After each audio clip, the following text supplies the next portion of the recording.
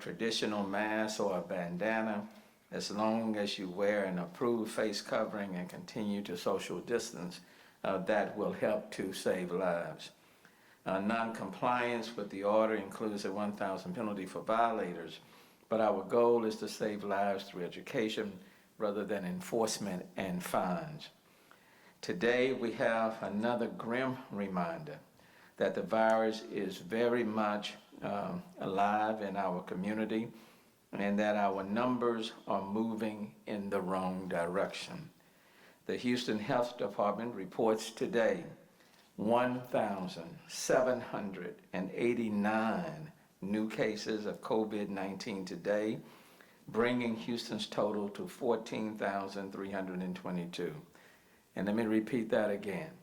The Houston Health Department reports today 1,789 new cases of COVID-19. We are moving very fast in the wrong direction. And let me just pause to say this. In March and April of this year, when these numbers were being reported in high numbers across the United States, in Houston, we had worked together very diligently and intentionally to flatten the curve and to slow the progression. And even though this number includes Sunday as well as today, because we don't report on Sunday, so Sunday as well as today, the average is over 850 cases for Sunday and Monday. During March and April and May, I never reported these type of numbers. Never. Okay? We work diligently and collectively to flatten the curve and slow the progression. But as we have opened up the way we have, we are moving very fast, and we are moving very fast in the wrong direction. Today's positive numbers are cumulative for the 2 days because the health department again did not report on Sunday. And this count includes a large data feed from the Department of State and Human Services. 86% of these tests were conducted in the month of June, with testing dates of June 9th through the 17th. But be that as it may, on Friday I reported over 900. On Saturday I reported 844. And today, for Sunday and Monday, I am reporting 1,789. Sadly, the number of deaths increased by 5 to 196. And the 5 new deaths reported today: an Asian male in his 70s with underlying health conditions, a Hispanic female in her 70s with underlying health conditions, a white female in her 90s with underlying health conditions, a white female in her 80s, underlying health conditions, and a Hispanic male in his 70s with underlying health conditions. Of the 196 deaths, 53 are associated with nursing homes and 3 with the Harris County Jail. We cannot become lax within our city, thinking that the virus is no longer a threat. Positive cases are increasing in our city exponentially. Baylor College of Medicine, Dr. Peter Hotez said that Houston would become the worst affected city in the United States, maybe rival what we're seeing now in Brazil, if we do not reverse the trend of positive cases and increases in hospitalizations. And so let me speak directly to the people in our city. The numbers, yes, are increasing across the state. The number of hospitalizations are increasing on a daily basis. The number of people testing positive, yes, we're doing more tests, but the number of people testing positive, that number has significantly increased. And the course that we are currently on is not one that's in the best interest of our city and neither in the best interest of our state. At the very minimum, what we are asking people to do is to put on their masks or face coverings when you're going to a business, commercial establishment. That's the order that's in place right now. But I want to go even a step further, and I want to encourage every Houstonian that when they find themselves in the company of someone else, that they become very intentional and put on their mask or face covering as long as they're in the presence of someone else. That is the very minimum. That is the very minimum we can do. And we've been saying that for quite some time. And quite frankly, even that may not be enough to stem the spread of this virus. And so it is important for people to take this virus very carefully, seriously, and then understand that the percentage or the number of people impacted by this virus, that younger population, that number is increasing as well.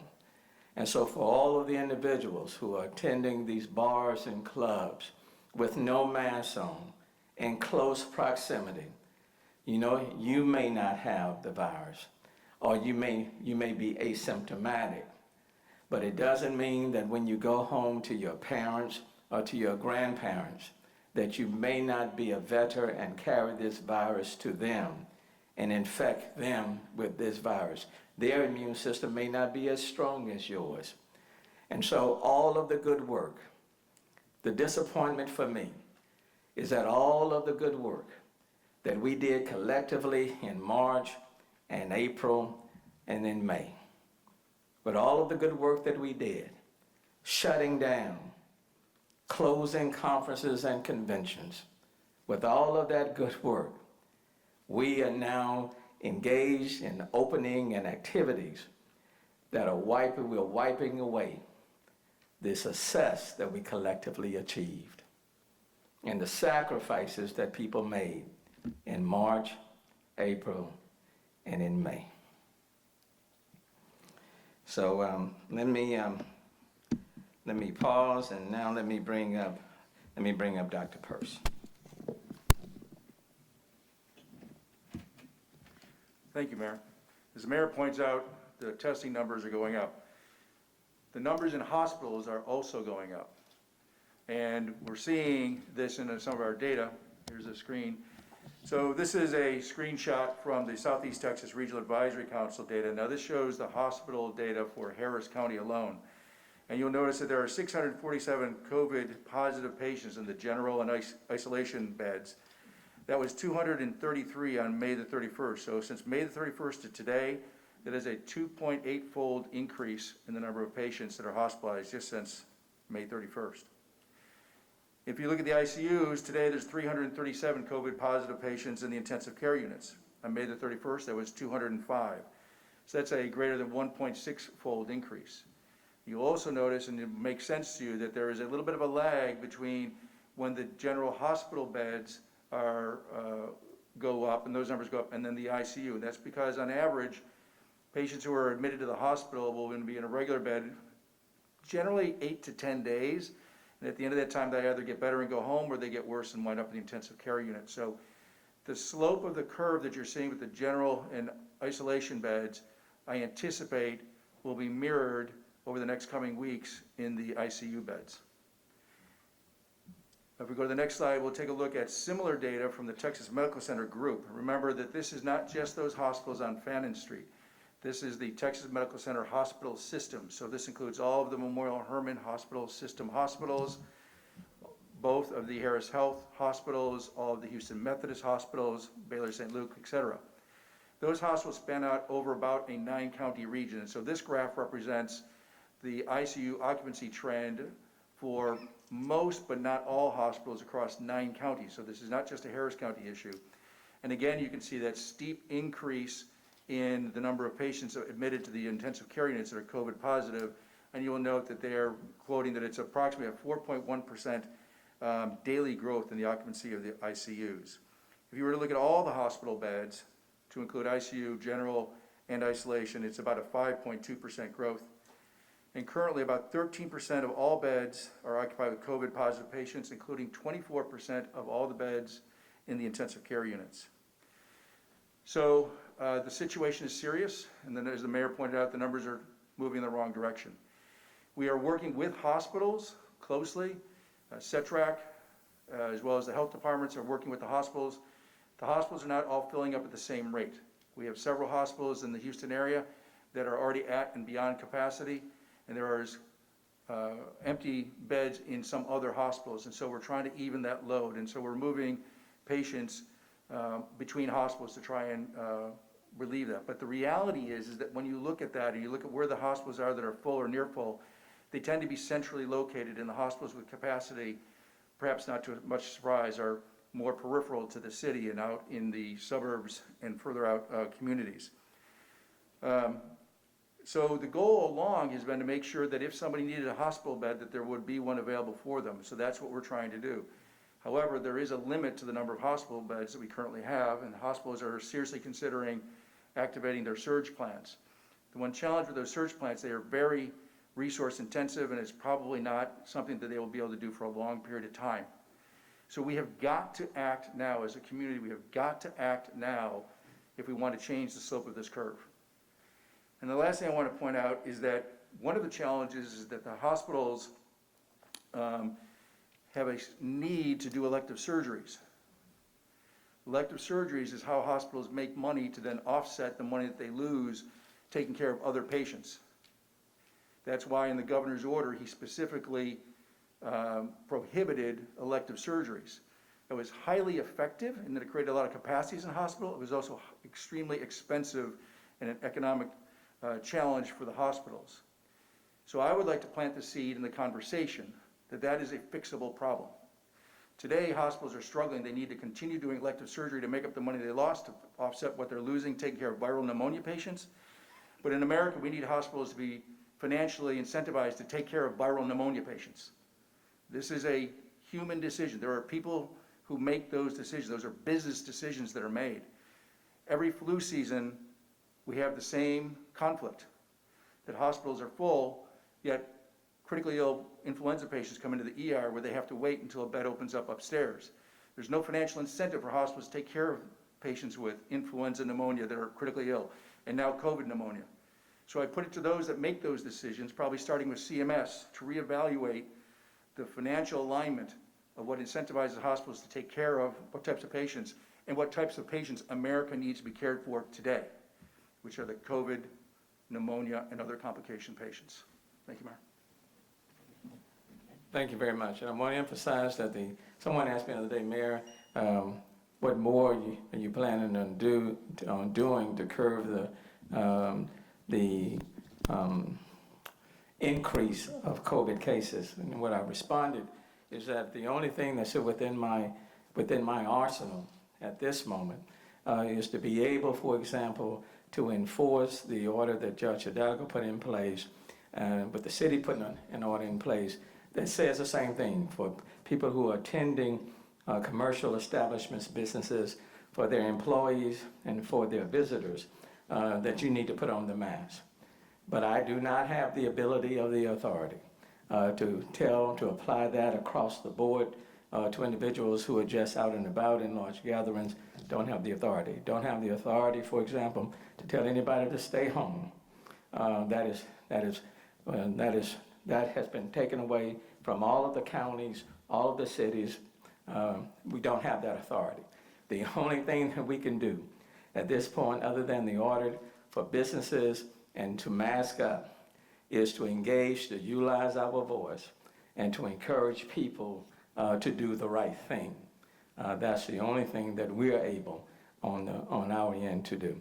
Chief Pena. Thank you, Mayor. So before I get into the enforcement aspect, I want to expand a little bit on what the mayor and Dr. Peirce mentioned in regards to the number of hospitalizations. Those patients primarily are getting to the hospital via 911, our ambulance service. In the last week, we've seen an increase in the call volume of about 20%, and that's significant. The downstream impact that these oversaturation in these hospitals is having on public safety is an issue, and it will continue to be an issue. When our ambulances are waiting at the hospitals for an hour plus, waiting to transfer the patients because the hospitals are saturated, that has an impact on us being able to service the next call for service, the next emergency call. And that has a domino effect on our capacity. So it's critical that we understand that. In addition to that, the impact to public safety is going to be felt in the number of personnel that fire department and the police department has available to come to work and fill the need for staffing. I'm not going to put a good picture on this. It is getting critical. The number of police officers that have tested positive for COVID-19 is at 146. 146 police officers have tested positive for COVID-19.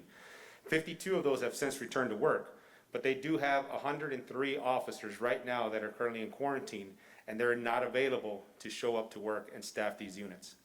For the fire department, the numbers are even more pronounced. Over the last 10 days, our number of personnel in quarantine has gone up by over 140%. Just 10 days ago, we were at 36 firefighters in quarantine, and 2 of them that had tested that were recovering at home. At this point, we have 88 firefighters. We have 2 firefighters that are admitted into the hospital. One of them is in ICU. So the impact of us not doing the right thing as a community is going to be felt in our ability to staff our units. It is going to impact public safety. We're already understaffed, both police and fire department. But as we worked to address that, we're dealing with the reality today. And when you take hundreds of firefighters or hundreds of police officers off the street for quarantine, it has a definite effect on our ability to staff our units and service the calls for public safety in this community. So again, we want to ask the community to do the right thing for Houston. Proper hygiene, physical distancing, wear your masks. It's not about control, it's not about being overbearing, it's about doing the right thing for this community and for those that are responding to your emergencies. So we want to ask that you assist us in assisting you all. In regards to the enforcement for the order, our profile and our posture is going to remain the same. The occupancy task force goes out based on complaints. We don't have the staff to go out and patrol, so we work based on complaints. We're averaging about 70 to 80 calls for service per day, every 24 hours. What the approach that we've taken from the fire department is that we're going to go out there and educate and gain voluntary compliance. We are not issuing, to this point, we haven't issued any citations. But we also haven't left the scene or the location without addressing the issue. Okay, I think that's a better approach, and we've been successful. We've gained almost 100% compliance in regards to the occupancy in these businesses. Primarily, it's been clubs and bars that are our main demand. But we will remain in that posture unless something changes. We are going to respond. We're going to try to gain voluntary compliance. We will assist the management and the building owners to get into compliance. But again, it's about the safety of this community. To individuals, if you go into these places and it doesn't look safe, I would recommend that you go and spend your money somewhere else where they are maintaining the proper hygiene and the proper safety measures. So with that, Mayor, that's my report. Thank you. Again, social distancing, proper hygiene, sanitizer, washing your hands, putting on the mask, and again, just let it sink in. On Friday, we reported over 900 cases. On Saturday, we reported over 800 cases, and on today, we are reporting 1,789 cases. That's not Harris County. That is within the city of Houston. And during this entire pandemic, we never reported those type of numbers.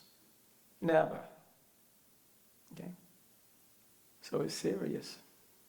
And we're moving in the wrong direction. So we have to reverse course. And one thing we know, this virus loves company and closeness. So we need to separate. Okay? All right, we'll pause and take whatever questions you all may have. Mayor, I Sure. think you have seen, or perhaps will break down what the governor just talked about. Obviously, we're in a new mask order, and he did talk about possibly having to slow down depending on what happens with some of the reopening. If you or city or county leaders had the authority, what would you guys do now?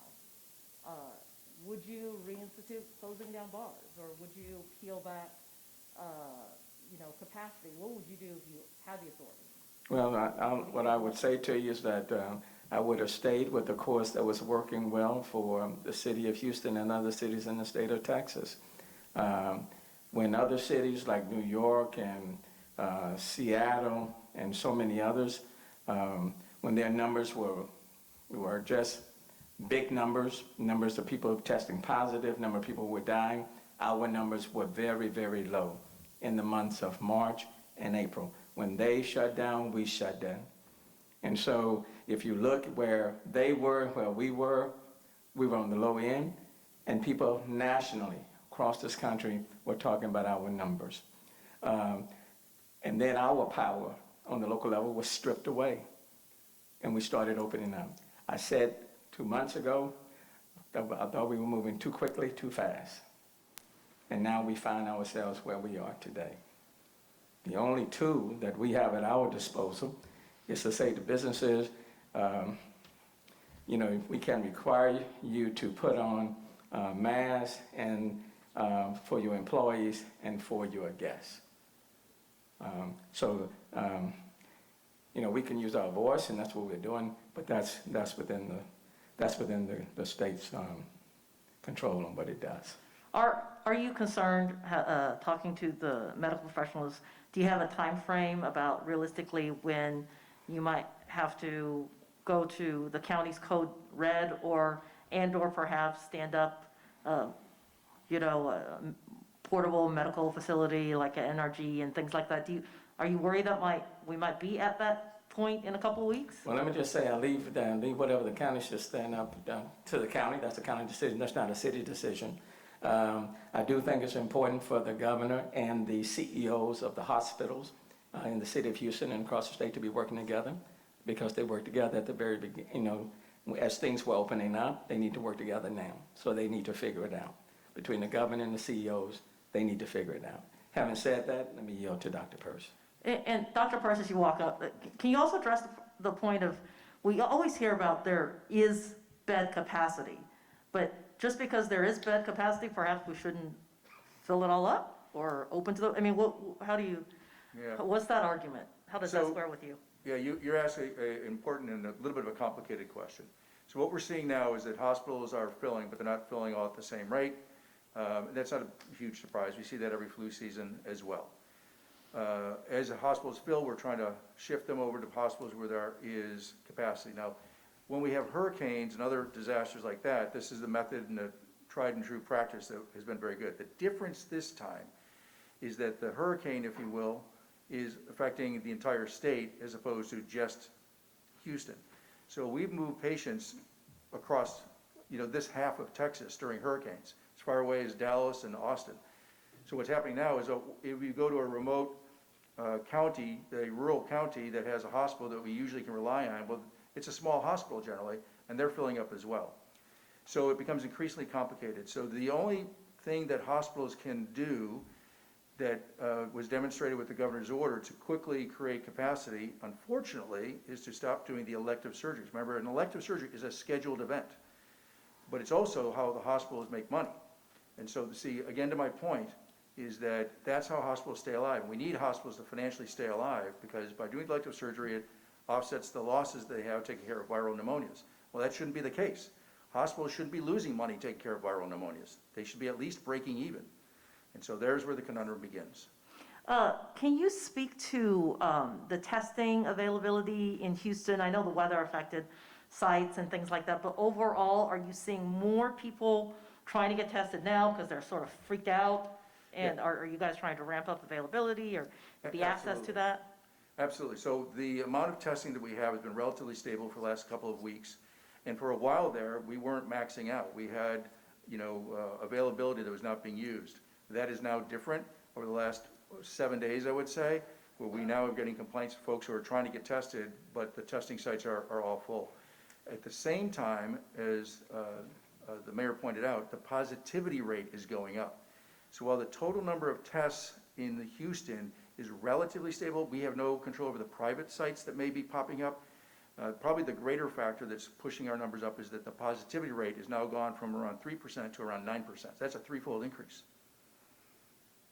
And can you talk about, Dr. Purse, sorry, another question from KHOU. They were asking about the turnaround to get results back at the city sites. Are you aware? Are they still 2 or 3 days, 1 or 2 days? Are there delays, sort of? Where are you guys on Yeah, that? another good question. So for a while there, that was pretty reliably about a 2-day turnaround. That has lengthened again, and what I think is happening is that the FEMA sites are 2 stadium-based sites that they use the national labs. And so across America, there's a lot more people that are getting tested, so they're dealing with more samples than they were, say, 2-3 weeks ago. And so that's got them a little bit backed up. They send their results to the state, who then has to sort out which health department it goes to, and it comes to us. So now we're seeing a 5 to 8 day turnaround in us, the health department, getting the report. I'm hoping that the patients are still only experiencing about a 48-hour maximum time before they get the report. Mayor, were you going to add something? I was going to say, with respect to the testing issue, at the 2 largest sites, Del Mar and Butler, starting last week, they were reaching their maximum capacity, 500 each, somewhere around 10:30, 11 o'clock that morning. And so with the exception of today, on Saturday, Friday, Thursday, all of last week, a number of people were showing up, and by 10:30, 11 o'clock that morning, they were maxed out. And Mayor, it seems like TABC has finally started doing some enforcement about bars and things like that we've seen overcapacity. We saw one of the bar owners being fairly defiant on social media about the situation. How would you like to respond to business owners? I apologize, this is from Fox 26. How would you like to respond to business owners as well as others who are sort of pushing back against some of the TABC enforcements that's finally coming into play? Well, number one, this is a healthcare crisis, and we're all in it. I mean, you heard Dr. Purse, the number of people testing positive on these cases, that percentage has gone from 3% to 9%. The number of hospitalization has increased. The number of people in ICU, that number has increased. The number of the younger population being tested positive, that number has increased. We're still reporting people who are dying. The day's number, 1,789 for Sunday and Monday in that number. So this is very real. This is a healthcare crisis, and quite frankly, your failure, for example, to wear a mask or to engage in social distancing directly impacts on somebody else. It's a healthcare crisis. That's the only thing that I can point to. So nobody is trying to take away anybody's rights or liberties, but we are simply trying to keep everyone well. From the Houston Chronicle, they want to know, either from you or Chief Pena, if businesses refuse to comply with mask order after they've been warned, and you've checked up on them and told them nicely, what is the next step? When do you guys issue fine, report them to, the proper state agencies? And when does that happen? What is the next situation? I'm pleased to see that the TABC is moving forward, because if you take someone's liquor license and put them out, and they can't sell for 30 days, that's a significant hit, and they will take notice. The plan initially now is to educate, make people aware. Then let's say after the next few days, if we still don't get compliance and people are still engaged in behavior that's contra to the order, then yeah, we'll entertain going to the next step.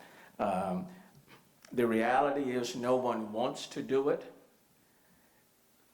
But I don't want the city of Houston to end up in a shutdown mode because our hospitals are being overwhelmed and people are dying, and that's what people are seeing all over the country. That's not what we want in the city of Houston. So if we are forced to go to the next step, then we will go to the next step. We don't want to, but what ends up happening will not be determined by me. It will be determined by our refusal to do the things to keep this virus from spreading, and it will be determined by the impact that this virus is having.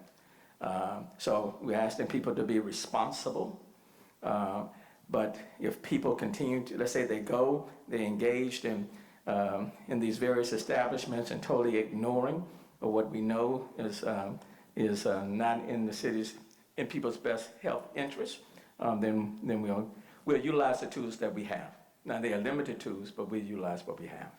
And we have time for just one more question. Is there anybody? Good?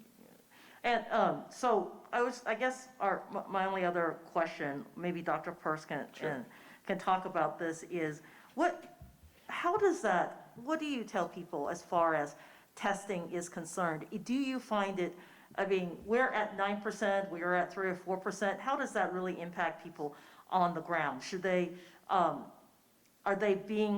go get tested more? Are there enough resources out there for these folks? So right now, I wish we had more testing capacity because we're maxed out, right? Now that was a phenomenon of everybody quickly paying attention. So that's good, right? This is a problem, but it's a good problem to have. So, but people need to understand what a test is. It will tell you if on that day, whether or not you had the virus. Again, remember that if you have no symptoms, there is still a chance it could be a false negative. But if it's positive, you then need to think about who you've been in contact with for the past several days, and they need to quarantine. And it's the isolation and the quarantine. So we talk about testing, case investigation, contact tracing. It's all academic, if you will, until people actually isolate themselves, those that are sick and test positive, and their contacts quarantine themselves so that they don't spread the virus. And That's do where you the rubber meets the road. And do you have advice for people about, because they see 15-minute testing, they see all these little emergency places pop up, then they see the city test takes 2 or 3 days. What's more accurate? What's less accurate? Should people trust one type of test over another? Because there's a lot of, advertisement things out there. Yeah, so thank you for that question. The most reliable test is the test with the nasal swab, and it's a PCR, polymerase chain reaction test, and that takes minimum 24 hours to get back. The quick test, there is one, the Abbott ID Now, which if you get a positive result, that's reliable. But if you get a negative result, it is completely of no value at all because there's a high false negative rate with that particular test. So if you get a positive, you know you've got it. They don't have many false positives, but they do have a lot of false negatives. And then the other one, the finger stick test that are looking for the antibodies, that is, at this point, that is of really no value whatsoever. It will tell you if you had the virus some time ago. That does not mean that you won't get infected again. It is essentially at this point, it is a completely unreliable result. They are working to make that more valuable, but today I have no utility for that test whatsoever. And lastly, what I would say, get tested. If you've been around a group of people, okay, get tested. I think we still have about 27, if not more, different sites around, free, no charge. Please get tested. And then secondly, because I heard the case, I think this morning, if you test positive, please do not come to work. Okay? If you test positive, do not come to work. We don't need bartenders testing positive or weather workers coming to work. So if you test positive, you stay home, even if you're feeling fine. Okay? If you test positive, you stay home. If you're feeling sick, you stay home. Okay? You stay home. Okay? But I am hoping and praying that people in our city will exercise individual responsibility and engage in social distancing, proper hygiene, put on the mask, because it's only through our own individual actions, regardless of what tools we may have. The ultimate tool is in the hands of every single Houstonian. The ultimate tool is in your hands, okay? And so please, please, put on your mask and engage in social distancing, wash your hands, use sanitizer, and protect your loved ones, your friends, and your neighbors. Thank you all so very, very much. We can just stay here for 4. Okay. Okay.